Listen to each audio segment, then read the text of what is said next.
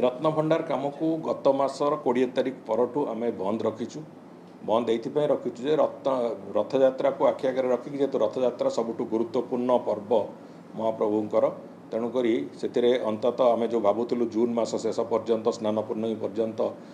गणति मणित्र कार्य रखू से बाधा सृष्टि है एवं ये विभिन्न निजोग सांगे बैठक एवं मंदिर प्रशासन जो अधिकारी माने से मुख्य प्रशासक आरंभ करी कलेक्टर एसपी समस्ते से जेहेतु संपृक्त रोते एवं मंदिर जो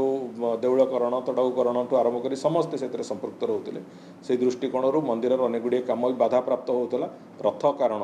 एवं स्नान यात्रा एवं रथ ये दुईटी जाक कम कारण असुविधा होता तेणुक आम